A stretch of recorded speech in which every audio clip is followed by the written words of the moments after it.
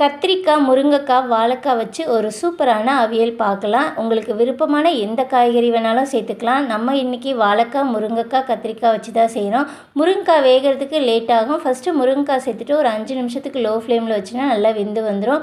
இப்போ கத்திரிக்காய், வாழைக்காய் சேர்த்துட்டு தேவையான அளவுக்கு உப்பு, மஞ்சள் பொடி, 1 டீஸ்பூன் போல் தேங்காய் எண்ணெய் சேர்த்துக்கோங்க.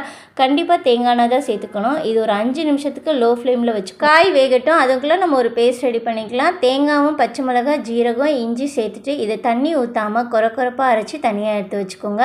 காய் நல்லா வெந்து வந்துருச்சு. இப்போ நம்ம அரைச்சி வச்சுருக்க அந்த தேங்காய் பேஸ்ட்டை இதில் சேர்த்துக்கோங்க.